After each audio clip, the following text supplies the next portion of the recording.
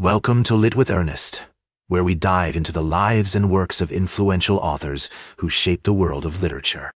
Today, we're exploring the fascinating life and legacy of Daniel Defoe, a true pioneer in English literature. Defoe was born in 1660 in the heart of London to a family of dissenters who were nonconformist Protestants. His father, James Defoe, was a candle maker, and his mother, Alice, was a homemaker.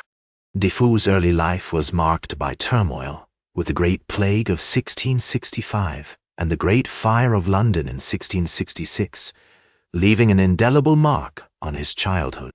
Despite these challenges, Defoe's parents valued education, and he attended a reputable school where he developed a passion for writing. Defoe's educational journey took him to the University of Oxford, but he didn't graduate due to financial constraints. Instead, he embarked on a series of apprenticeships, including one with a merchant, which exposed him to the world of trade and commerce.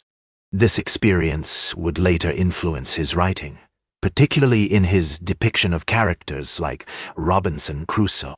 As Defoe navigated his early career, he became increasingly involved in politics and journalism. He wrote for various publications, honing his skills as a writer and developing his unique voice. In 1685, Defoe married Mary Tuffley, and the couple had 8 children together. However, their marriage was not without its challenges, and Defoe's frequent absences and financial struggles took a toll on their relationship. His most famous work, Robinson Crusoe, published in 1719, is a seminal novel that has captivated readers for centuries. This tale of survival and self-discovery on a deserted island not only reflected Defoe's fascination with exploration and trade, but also explored themes of identity, morality, and the human condition. Defoe's innovative use of prose, which blended elements of journalism, fiction, and autobiography, helped shape the English novel as we know it today. His writing style, characterized by its accessibility, clarity, and conversational tone, made literature more approachable for a wider audience.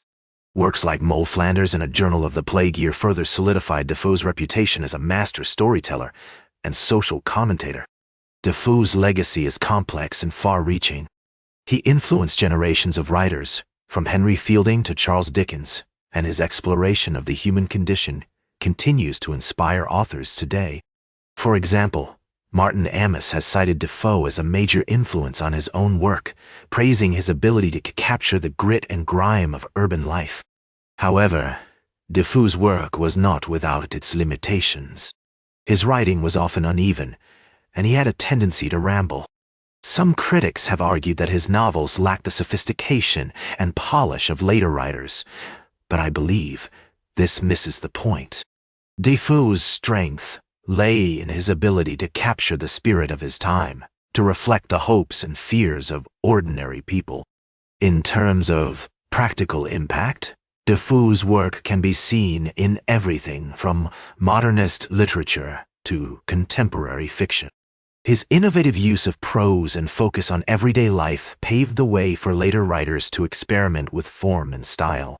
For example, Defoe's use of stream-of-consciousness narration in Robinson Crusoe influenced the development of this technique in later novels.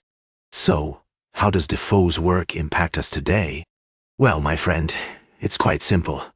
His influence can be seen in everything from literature to film and television.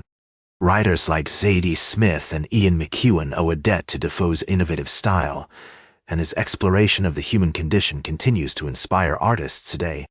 In conclusion, Daniel Defoe was a true original, a writer who broke all the rules and created something entirely new. His legacy is complex, multifaceted, and still widely felt today. He reminds us that literature is not just about telling stories. It's about exploring the human condition in all its complexity. Like this episode, if it hit true. Share it if you respect honest talk about authors. Subscribe because we'll do this again. This is Ernest, signing off.